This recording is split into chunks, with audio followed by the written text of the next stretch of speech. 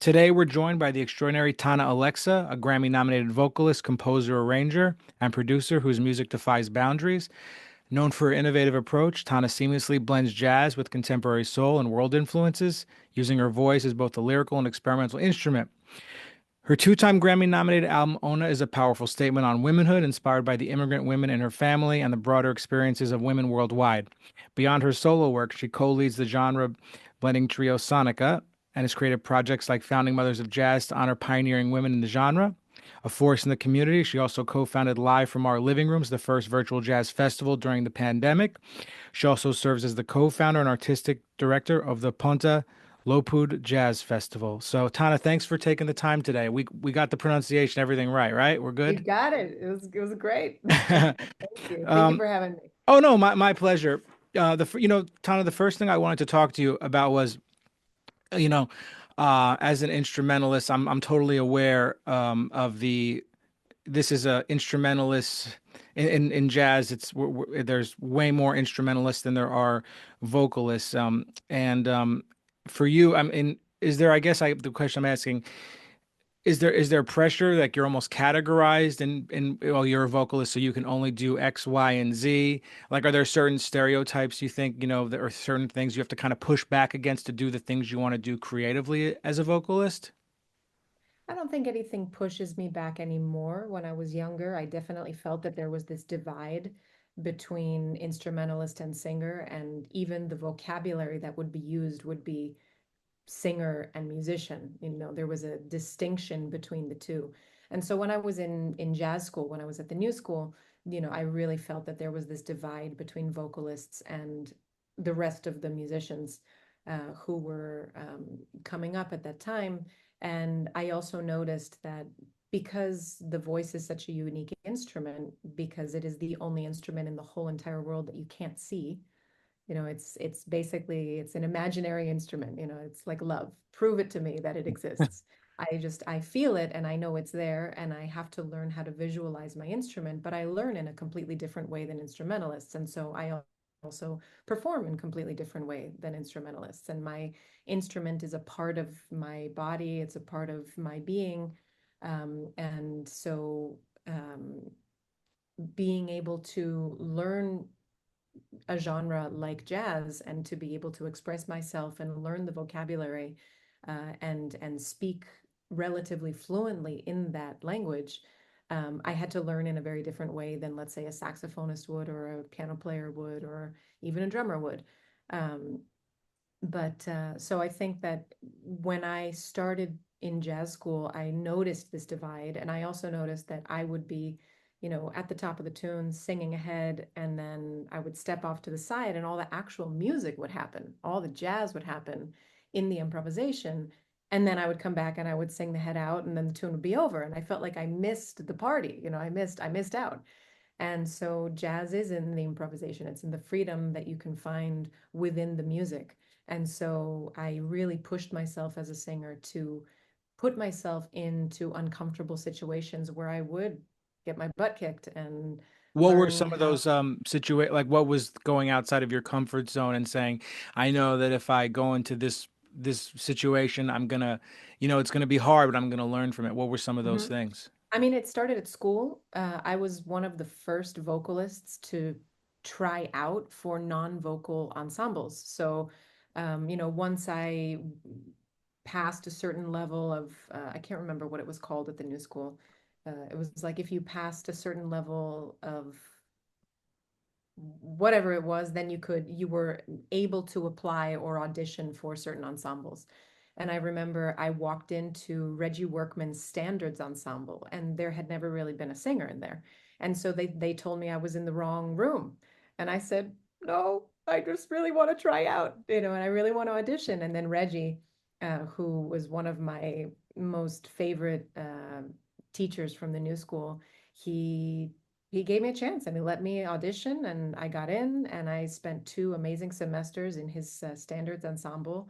But it was always about, first of all, putting myself in uncomfortable situations, like coming into a room where a vocalist had never auditioned before and being in an ensemble where you know that the instrumentalists were already feeling like, oh God, Well, they're did they just let after you, did they let other vocalists try out for his class? Like you were the first, oh, I'm like, sure they did. I'm sure they did. And it went into other ensembles too. I think I was also the first vocalist to ever ask to go. The new school had I wouldn't even really call it an exchange, but it was they would take a new school ensemble and bring them to the Bern Jazz Festival in Switzerland. And the new school ensemble would play at a club while the Bern Jazz Festival was happening. And so I was the first vocalist to ask to go, for example. And so they put me with a trio, and we went over to Switzerland for a week, and it was like my first little tour, so to speak. Um, but yeah, so those were really, really great experiences. But also in the midst of those experiences, namely the one with Reggie Workman, I got through the door, I auditioned, I got into the ensemble, and then we started rehearsing. We started playing music. We started bringing in original compositions. We started playing known standards and arrangements of those standards. And then we were also obviously improvising. And I remember I took a solo. I don't even remember what tune it was that we were playing. And I mean, I was so raw. It was not good at all. And Reggie was really leaning in to all the other instrumentalists and really like handing it to them and making them feel kind of, like you got to work on your shit. And I got, great job, Tana. You did a great job, good effort, and then I actually talked to him after class and I said, Reggie, man, I really appreciate that you're being so positive, but I need you to lean into me like you're leaning into everybody else, or else I'm not going to learn. I need some structural criticism from you. And once I gave him the permission, then he gave me structural criticism and he told me, what I needed to improve on with my motivic development and how I could be listening better to the ensemble and things like that. So it was about getting myself into the door, but also pushing myself to want to be um, schooled, well, you yeah, know? it's sort of an unwritten rule in the jazz world. This is just one of the parts about it that it's either you're going to completely lay into the person and, there's a lot of harsh, um, things that can be said, or the other approach, which is just like, oh, sounds great, which is one of Yeah. the rules that I think needs to be changed. And it's just like, if you just sit and talk to the person one on one and not embarrass them and just be like, hey, listen, like I just want to help you out, and and don't take this the wrong way. And you have a lot, if it was just more said, I guess from an empathetic approach and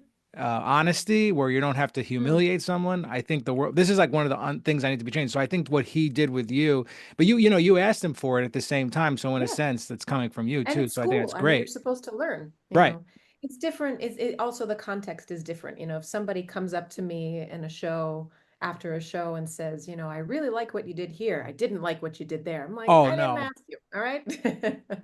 But in school, I want to learn. And also if I ask for somebody's opinion, I want them to give it to me. Yeah. That's why I'm opening that door. I'm giving you the permission to give me your honest Has that opinion. has And that happened to you though, where someone actually came up to you after a show and said that, like, or I like, mean, you always get I can think of a few like I don't know, I'll tell. Well, no, I appreciate you European tell. gigs like I really liked the first songs you played, but the third one is not good for your Oh my voice, God. something like that.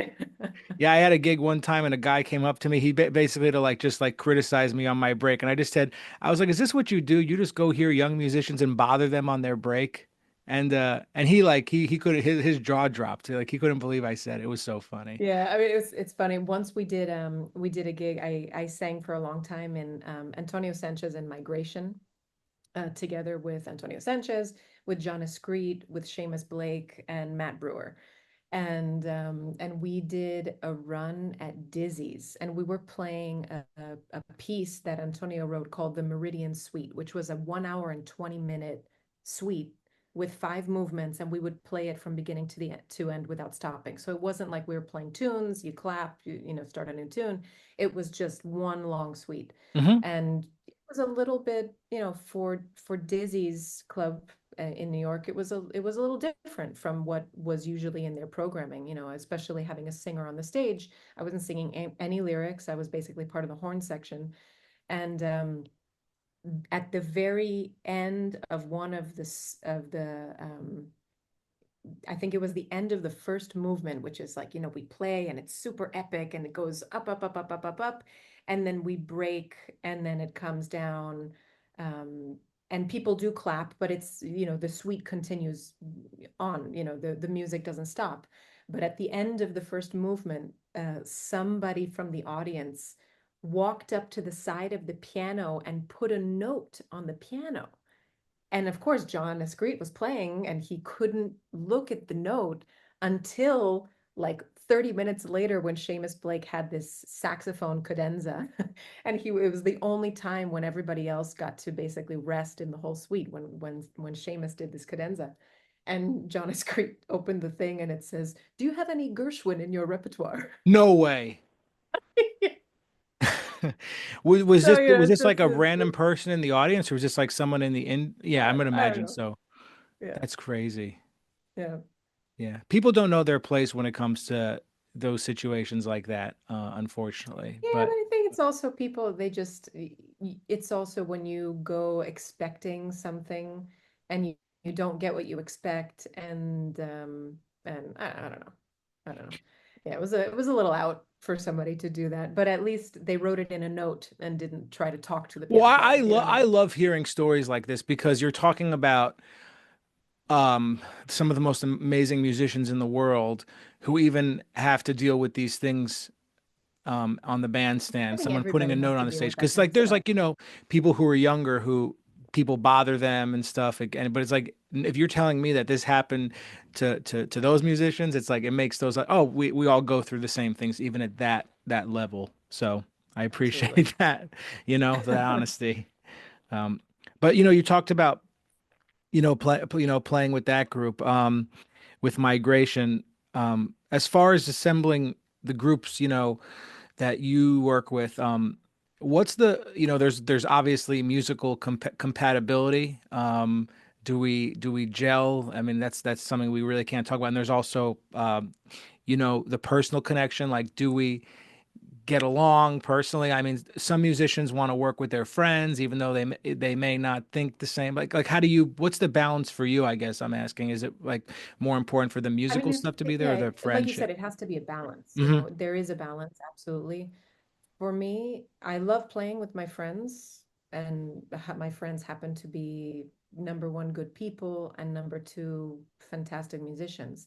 And I won't call a friend because they're my friend. I call them because they're right for the gig. Hmm. And but that's a beautiful combination when you can gel together a friend relationship with the right musical vibe as well. And also just, as I get older and I've been on the road more, I really enjoy playing and going on the road with people who are just ready to be normal. And, touring is hard and it's rough as a band leader, it's rough as a side musician, it's tiring, it's rough on the body. Do you And, mean the music is not the thing that you get paid for. It's the right? traveling in between and being Sure. tired and hungry and jet lagged and blah, blah, blah. When you The say ready music, to be normal, do you mean that when you're not working, you're able to just kind of relax and not just talk about music, go, be together, do fun things? Is that what you kind of mean by no, I being? mean, being normal, like, if you're having a grouchy day, we're all tired, we're all hungry, Hmm. try not to bring everybody else down with you. Try to be a team player, let know that we're all roughing it out on the road, we're all in the same boat, and if we work together as a group in the same way that we're working musically, then it'll be much easier to travel and Have you just worked with anybody that you really admired them, almost like a fan, so to speak, like just like really put them on a pedestal, which is totally fine. But then like once you work with them, you got to know them personally and realized like, oh, you almost kind of look at their music a little bit different because you just maybe you saw some things because of a about their negative person. thing. Yeah. No, I have to say I've been really lucky. I You're mean, lucky. Yeah, that's great. I've been really lucky. Like I did a recording. I did a new album in December that I'm working on right now, the post-production. And it's an album of duos. And I have like idolized Bill Frisell forever, Whoa. and I know, I mean, I met him in passing, and he also was one of our artists for Live from Our Living Rooms during the pandemic.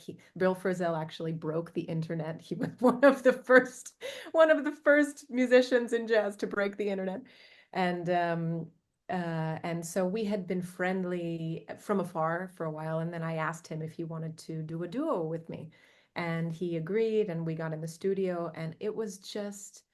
I mean, I know that he's a wonderful guy, but you never know when, especially in a duo situation, it's just the two of you. You don't know how he's feeling or, what, but he was like the epitome of joy and love and comfort, and just it made it such a safe space in my head where I was so nervous to be recording with Bill Frisell.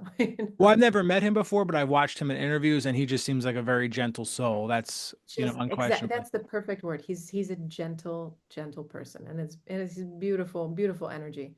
So that was really amazing. So that duo record, how many different Yeah, varieties of it's gonna be interesting. It's a wide range of instruments and of people. So there's Bill Frisell, there's John Patitucci, okay. Nicole Zaritis, Adam Rogers, Joel Ross, Ben Wendell, Max ZT, and Antonio Sanchez.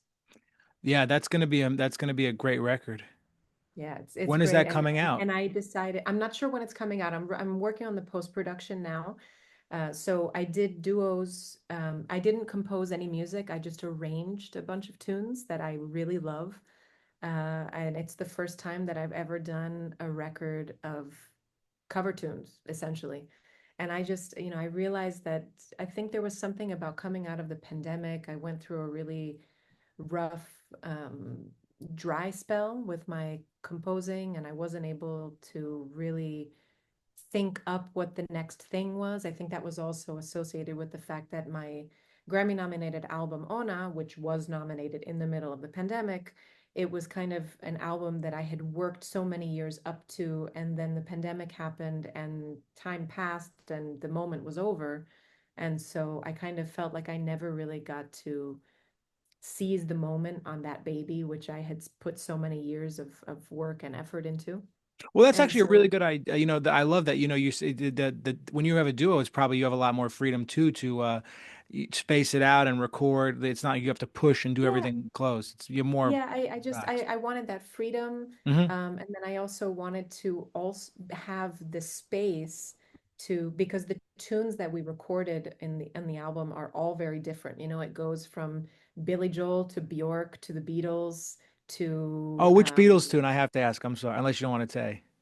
Hey Jude. Oh, okay. Yeah, Beautiful. Yeah. that one is with Frizzell. I'm very excited. Oh, And actually, Hey Jude is one of the one of the tunes that Bill hadn't recorded yet. He told me in the studio, because he has a bunch of Beatles projects. He loves the Beatles. And everybody has always been asking him, when are you going to record Hey Jude? So I'm like, oh my God, maybe I'm the first one. no, that's so great. You're doing Billy Joel and the Beatles on a jazz record. I mean, I'm all Oh for yeah, this. and Like, Bjork, and I mean, there's a lot of stuff. Stevie Wonder. I'm all So it's just I'm all for this. I do like library programs, and I have one program called Jazzified Pop where we just do pop tunes like jazz. So I'm all for it. But you know how some people can be or more traditional, and they're like, oh, you know what I'm talking But about. this was really just I wanted to play some tunes that I really love, and rearrange them in a way that would make them not the original, but stay true to the original, and record them with some musicians that I really idolize and That's so love awesome. as well. So it's in the So that post-production.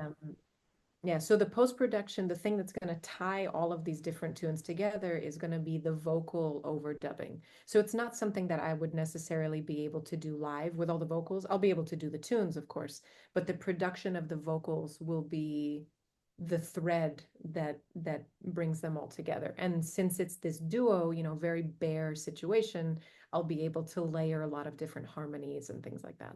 Have you thought about once this record comes out, translating it to the bandstand, like in terms of, Oh, absolutely. Yeah, yeah, absolutely. what would I that think, I entail? think, and the beauty of it is that since I did it in a duo setting, I will be able to do it either in a duo. I could do it with a band.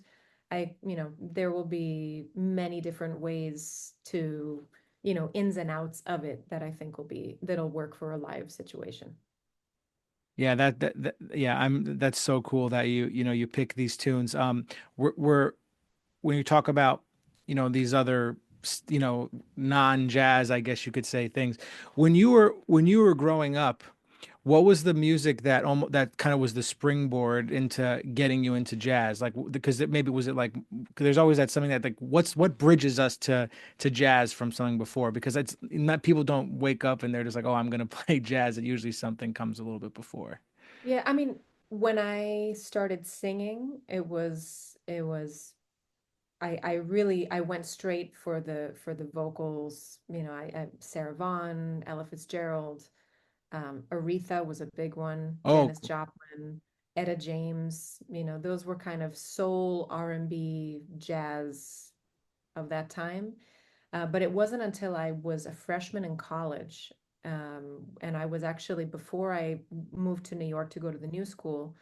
I was a psychology major at Northeastern University in Boston.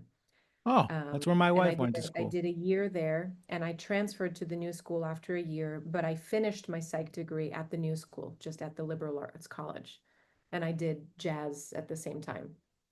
So Um, you could be a jazz psychologist.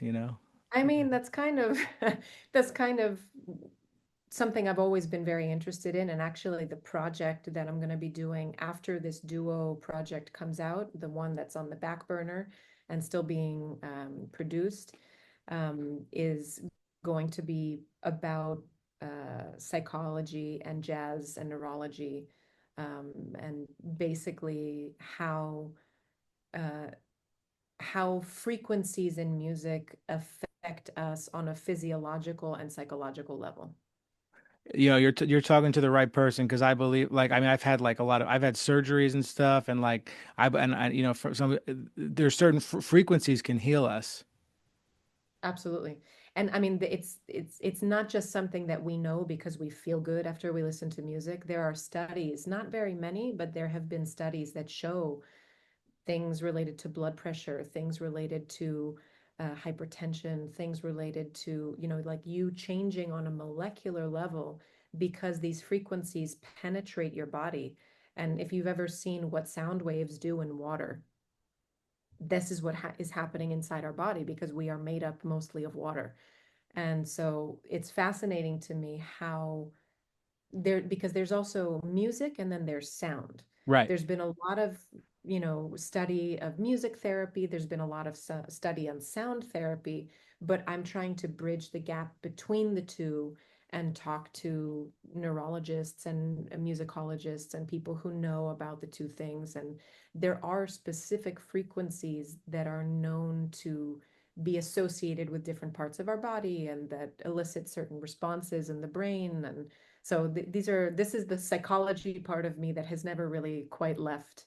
No, I should But I should now, I should give you my friend's email. He's studying. He has a PhD in psychology, and he's been studying all this stuff for years. Be someone oh, to. please, Yeah. I am in the research phase at the moment. Yeah, So yeah. I'll send you over his contact information. thank But you. that's the thing. I believe, at least, a big part of like pain management, like in the next 20 years, is going to be talk therapy to get, because of, the brain is plastic and we get locked. It just doesn't know what to do. But I think that, psychology and therapy is going to be a big part of healing pain Mhm. patients. But I also think a part of that, the next thing is going to be like the sound healing, like putting on headphones and allowing the sounds to go into your system, and then your body can, release, the tension. You just can breathe better, get more oxygen. I mean, this is just, I hope for that, at least, because I think it's Yeah, very absolutely. powerful. And there's different ways to go about it too. I'm reading a lot about What happens when you listen with headphones as opposed to when you listen to music in a live context, so there are frequencies that go into your brain when you're listening in headphones, but then there are frequencies that go into your body when you're listening in a live music situation and you're hearing it live and you're feeling vibrations.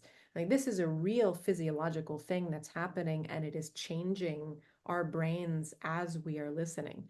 And one thing that I thought a lot about during the pandemic is the live music aspect of things. There's no other human experience on the face of this earth that can replicate a live music experience. And the reason for that is it's a cycle of energy that just goes around and around. There are musicians on a stage who are exchanging energy in between them, which in turn is affecting an audience who are feeling energy in between the audience. And then their energy is then being cycled back to the musicians on the stage. And it's just this beautiful cycle of energy that happens. And we all know that the cycle can also be a little rough sometimes. You can feel when the energy of a concert is so high and where everybody got it, felt it. There was something special that happened in that room that will never be replicated in the same way, even if they play the same music in the same way tomorrow night in another place. It'll never be the same. And Yeah. so, you know, It's I'm a moment in very time. It's a special yeah, moment. I kind of understand why people make live music a regular part of their week. Um, just to exactly. it's It's healthy. like You get it. It's a it's like therapy. yeah. You get everything. Your dopamine and everything. You easy to fall asleep and stuff. So I'm all for this Hmm. stuff. Like I read This Is Your Brain on Music. Hmm. So I'm all for this stuff. Like, and I hope this stuff will really be prevalent in society in the next 20 years. I hope that at least. Yeah, Yeah. me too. Yeah. So no, Tana, this has been so great. Thank you so much for taking the afternoon to talk with me a little bit. And we're all going to be looking out for your new album. And if there's anything you want to, social media, website, all that stuff, if you want to just, share that really quickly, we can add that. Great. I mean, you can find me Tana underscore Alexa on Instagram. Same thing on Facebook, Tana Alexa Music, and TanaAlexa.com. It works with Tana Alexa with one A in the middle or two A's. It'll go to the same place. And Tana with a TH. And then, yeah. And I hope that you'll follow along with these various projects that I have coming up. There's, the duo record. There's this other project called Resonance, which will be forthcoming, and also, like you said, the jazz festival in Croatia, which has become a big passion project for me. I'm half Croatian, and so it's important for me that I'm giving back to the music scene in Croatia, and I'm helping find a bunch of young musicians in the Balkan region and in Europe who I'm finding funding to bring to the festival to learn from visiting artists and people who are performing at the festival, and just create a really invigorating and creative community of artists who can learn from each other and inspire each other. When's the festival? When is it? The festival happens the last weekend of August. Yeah, if you want to come back and do another conversation before the festival, just talk about the festival. Oh You're, man, that'd you're be more great. than welcome. Thank you.